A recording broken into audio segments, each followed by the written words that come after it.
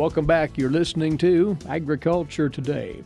On this next segment, we'll talk about a mobile app that may well be the next step forward in land information management with the individual who shared information on it during a presentation here on the K-State campus last week. He is Jeff Herrick from the USDA's Agricultural Research Service, and he is based in Las Cruces, New Mexico, where he conducts his work. And he told the audience at this presentation about LandPKS, which stands for Potential Knowledge Systems. Jeff, welcome to K-State, first of all, before we go any further. Thank you.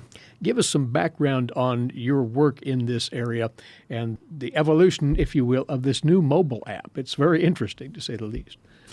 We recognize that there's an awful lot of knowledge and information out there, and Extension does an amazing job of getting that knowledge and information out, but Extension isn't there in all places all the time.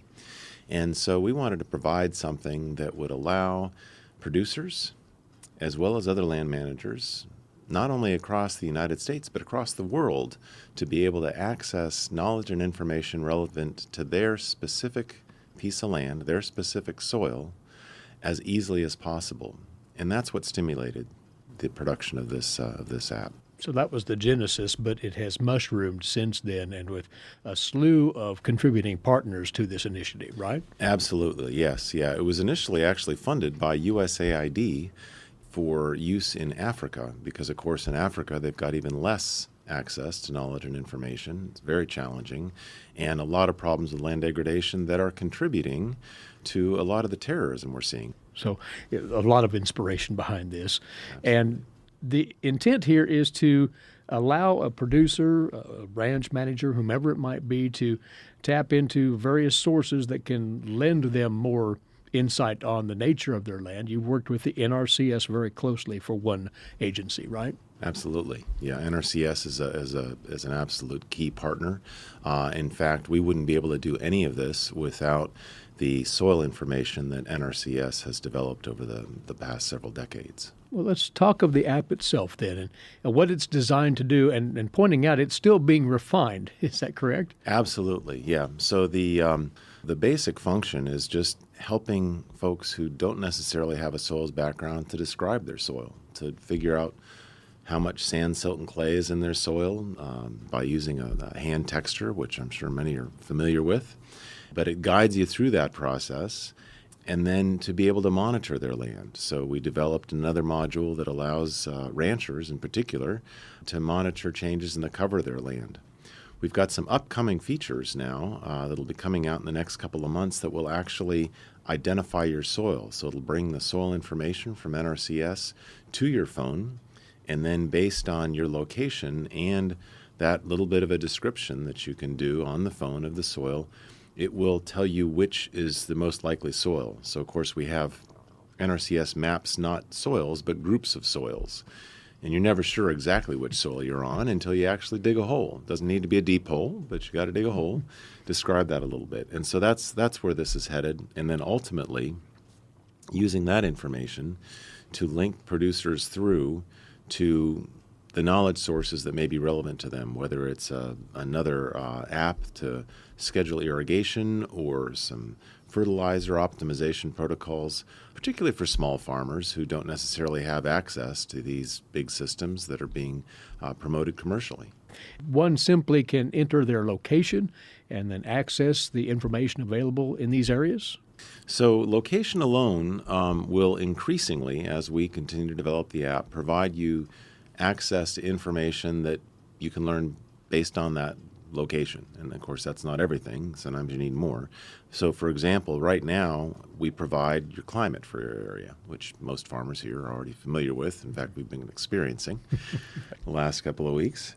As I said, in the next iteration of this, we will have access to the soils that have been mapped in your area and the information about those soils and those kinds of information that are just based on location. And then you just refine that based on what you provide to the app.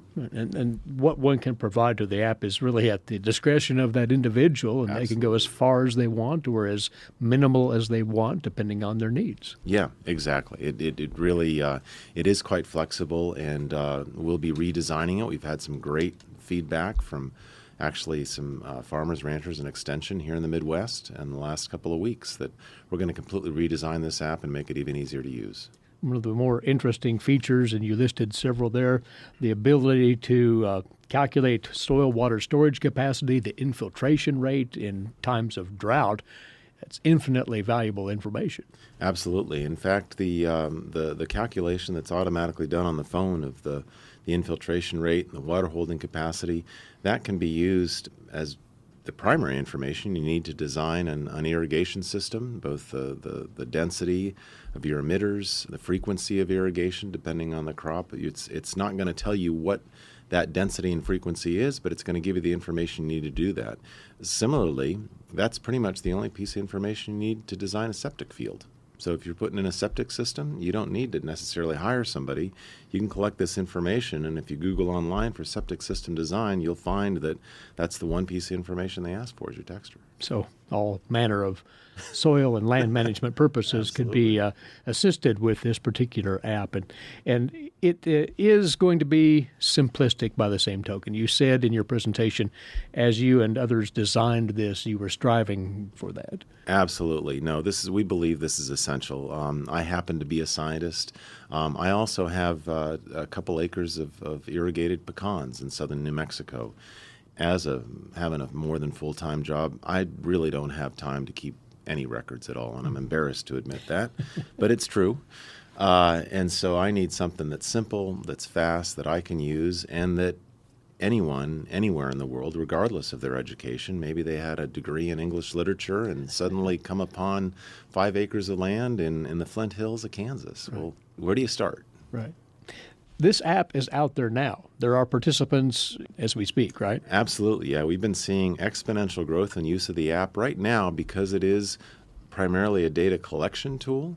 We're seeing more people using it for inventorying their land, describing their land, and then monitoring their land. There are a lot of people using it for rangeland monitoring.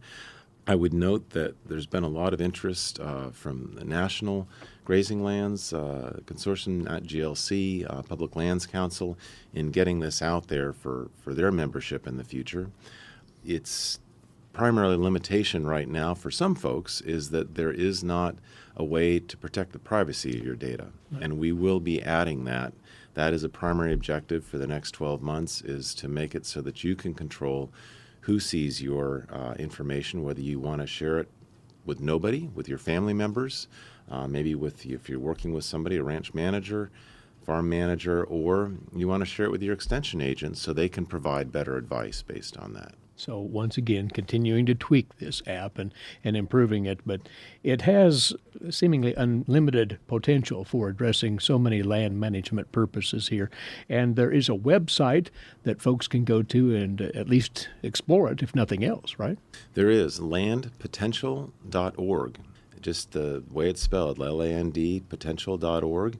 You will note, again, since this was started actually with our foreign assistance funding in Africa, that it's largely international focused right now. We're, again, gradually rebuilding that and make sure that folks in the U.S. can find the information they want, can find themselves on that website. But all the information there, one of the amazing things is that, land is the same here as it is in South America, as it is in Europe, and as managers of that land, we need access to the same kind of information and tools. Well, Jeff, you and others have devoted considerable investment in your time and knowledge in creating this app. And in closing, you see this as something that really has few limits in terms of what it can provide to individual landowners. I think in the future, yes, it will increasingly provide a lot of their needs. Of course, you're always going to need to take that last step in terms of making those decisions, accessing some specific information. For example, we're trying to keep it simple. So we're not going to get down to the level of defining exactly what seeding rate and depth you would want for a particular seed in a particular soil. What we're going to say is, yeah, this is a sandy soil. You're going to need to plant a little deeper. That kind of information will start to add here. Well, its promise is quite exciting. It is called LandPKS. The PKS stands for Potential Knowledge System. It is a mobile app. It's available now. Jeff, good to have you by, and congratulations on the accomplishment so far. The best of luck with continuing to upgrade it. Thanks very much. He is with the USDA's Agricultural Research Service, and he's a soil scientist with the ARS out of Las Cruces, New Mexico, Jeff Herrick. He came to the K-State campus to tell of the LandPKS mobile app, where it stands, where it's headed, and moreover, how individual landowners and managers can make use of it. Find out more about it at landpotential.org. And while there, you can sign up, in fact, for periodic updates, including information on the new features that are coming along. You can add your email to the mailing list there at the website, landpotential, all one word, .org. Agriculture Today will be back in a few moments with more on this, the K-State Radio Network.